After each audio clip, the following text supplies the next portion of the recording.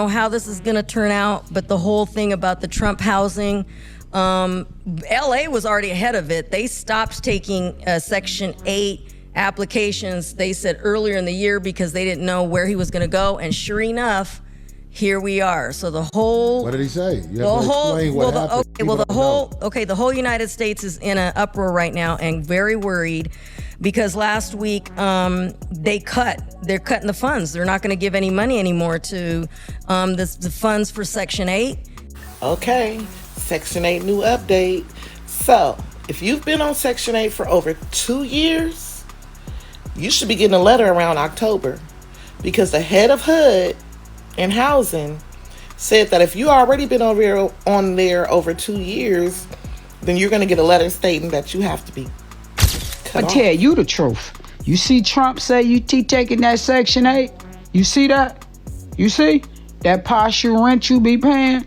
You got to go pay full rent like everybody else. How you feel about Trump getting rid of Section 8? Good. A lot of people are upset about that. Good.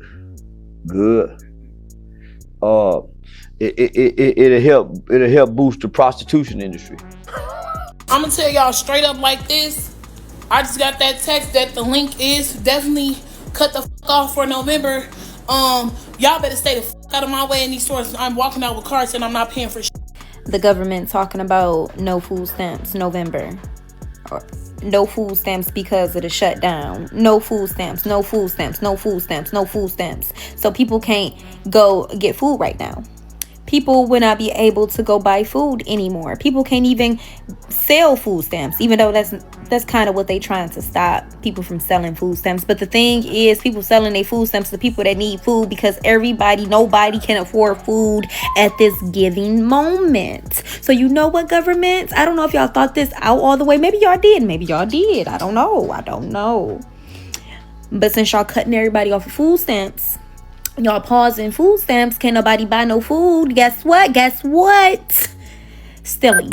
There are major changes coming to Section 8 housing starting with October 1st, 2025 that will affect millions of Americans, and here is everything you need to know about it. It is planning on cutting 43% of the federal housing assistance, and this will affect millions of Americans. Instead of HUD running that voucher program nationwide, they will send those funds to the state in the form of block grants, which means that every state will decide how to spend those funds. But it's a smaller amount of funds, so that means that fewer people will be able to get the assistance. One of the most controversial parts about this program is there is a 2-year max time limit on this program for everyone that's able to work. You don't think it's gonna make good neighborhoods worse now because you got people migrating? You got people migrating to the suburbs now. They ain't gonna be able to afford them. So they're not getting the vouchers no more. The only way project people and Section 8 people was able to come to the suburb because Section 8 was giving them vouchers. If the 2 or 3 kids was leaving the project and going to go get the voucher to go get the house. That's what I'm telling you. Once they won't be able to get that no more. So now they're gonna have to go where they're gonna move to? Work back in and around the projects. So they're gonna leave. Don't wait, D. I gotta make sure you're right. Okay. So Mom, this dude in Section 8 is in trouble? Here we go. Pretty much, yeah. Man, I can't have this homeless again. It was so hard when this didn't have nowhere to go. Well, because I told her how to let the car seat back from the trunk where you could lay across it all the way. Y'all want to know why I can't work? I can't work because I have kids. You just saying anything now, ho. Not that I don't want to work. I want to work. I want a job. I want a routine.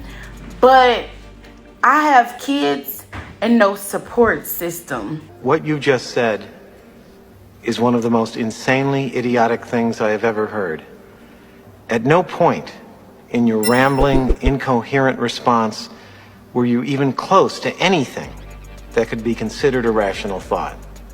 Everyone in this room is now dumber for having listened to it.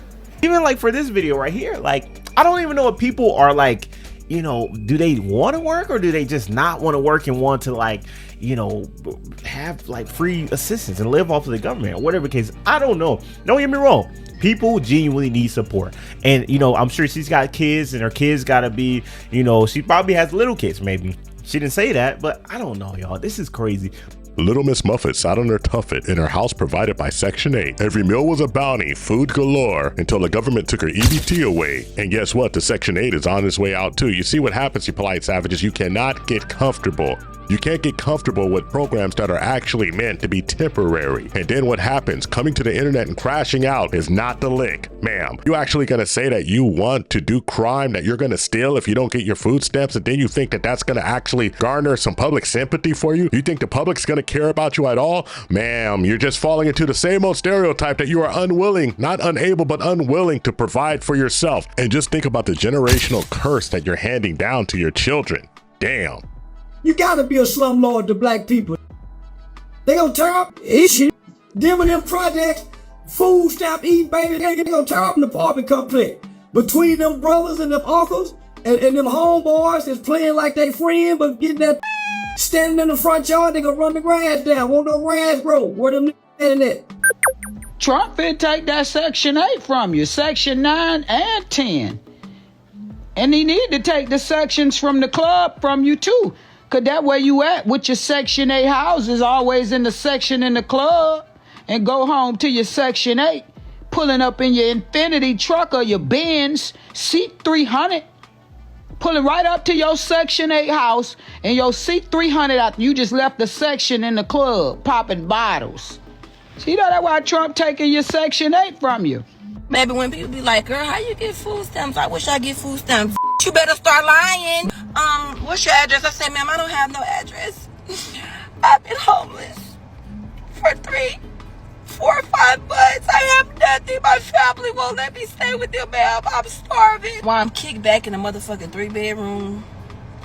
And ma'am, do you really think coming to the internet, coming to TikTok, bragging about a crime is absolutely going to help you and assist you in your means to the end? Absolutely not. Because you have to understand something. You coming up here dry snitching on yourself, and the government is going to get some get back, take back, and use this as evidence compiled to quash the entire program. So the funny thing is that you are the tool of your own destruction, your tool of your own demise on two sides of the same coin. You should have did it the right way, but you couldn't even do it the wrong way, the right way, because you had to run your mouth right away.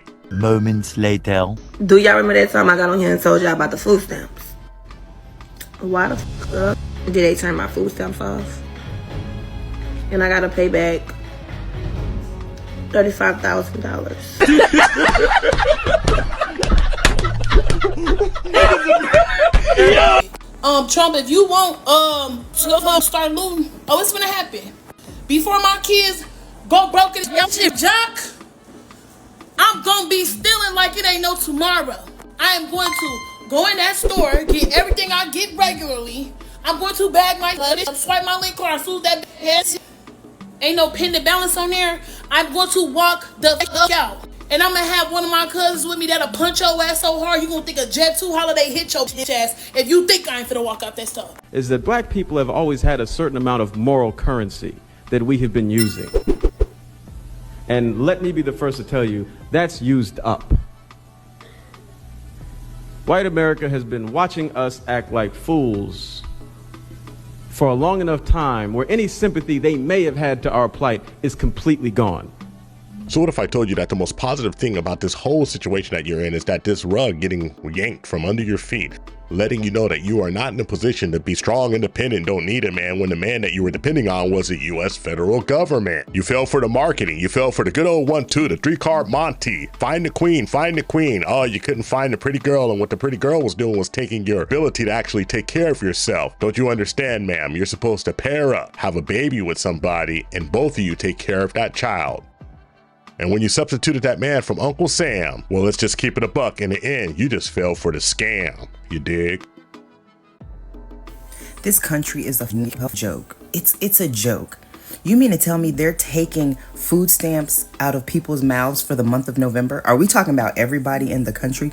Wow, this is a big one. Big changes are happening to Section 8 housing this fall, and it can affect millions of families nationwide. The 2026 budget proposal kicks in October 1st, 2025, and they're reducing the HUD budget by $33 billion. That's 44% less funds that would go towards Section 8 and rental assistance. She was like, you got me out here like that. I was like, but I show you love when you do services for me, but not enough to put you up. Anyway. You can't have a place to stay for what you do. You haven't proven that type of loyalty. Polite savages. Let's get ready to rumble!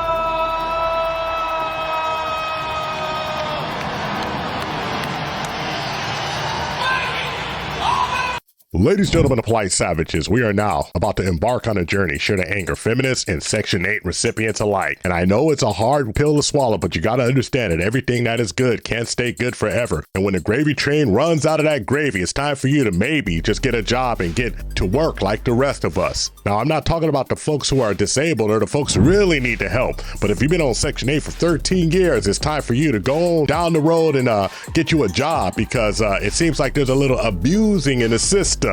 And I'm not talking about everybody who's been on Section 8, because I do know some folks who've used that extra money to pull themselves up by their bootstraps. But one thing is for certain, you got to look yourselves dead in the eyes and understand one thing. If anybody ever knocks on your door, you open it and they say, I'm from the government and I'm here to help. One thing they surely ain't doing is helping you. They're hurting you, pushing you down. It's the same system that's been grinding you to the ground, and now you turn around and think that system's supposed to help you? No, it's all about self-help in this world. If you ain't doing it for yourself, then you might as well definitely know you can't depend on anyone else. Laws against Black American people you didn't know existed. This one's called the no man in the house rule. If you grew up with a healthy family dynamic, you understand that the Black father is very important, as he is the structure, guidance, and influence. And because of this, this is what makes a Black family very strong and powerful. But in the 1950s and 60s, that strength was targeted. The man in the house rule, a policy tied to welfare programs, said that if a man lived in the home, the family did not qualify for government support. Social workers would do surprise visits, checking closets for men's shoes, inspecting beds for signs of a father. So to feed their kids, mothers had to hide their husbands, or worse, push them out. Because the reality of our existence in this country has always been that both members of the household had to work. We didn't have that Disney that Leave It to Beaver. Nah, mom was out there doing her job and so was dad. And sometimes if dad lost his job and they had to get some welfare, then the welfare man would come, look under the bed and through the closets and kick mom off of welfare if dad was actually in the house. And this went for all government programs, including Section 8. So just think about that. Think about that pressure that it puts on the family. He's already lost his job. You're already feeling like you're less than a man. And then you have to leave your house that you provided for years. This is why I say the government's not here to help you. And this was back in the day when the sisters actually said they needed a man. When the man lost his job, they would hold in there for a few months. But nowadays, we know exactly what they feel about if you lose your job. Man, you're out of there. Damn. So my husband ended up losing his job. He came home and he told me. I'm like, okay, cool. All right. So a month went by and he looked for me to pay the bills. Who paying what bills?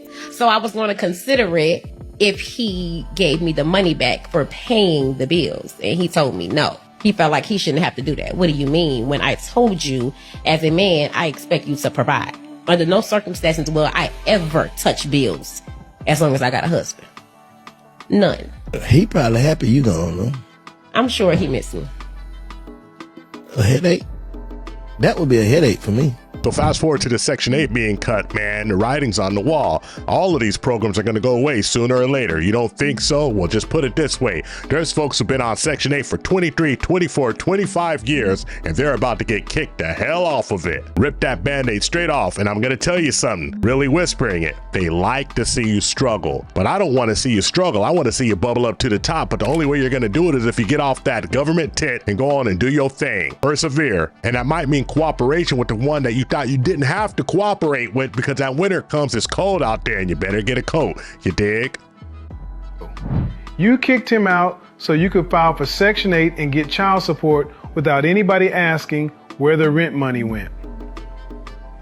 He was providing structure, but you wanted silence because structure meant accountability. The guidelines for Section 8 have changed since you-know-who got into office.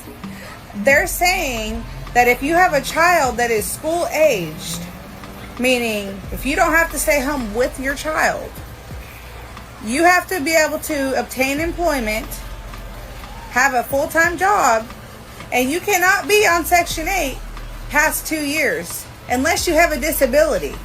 Can you believe that? Because if you're raised on it, stayed on it, never ever gonna get off of it, when the rug gets pulled from under you, you have no idea what to do.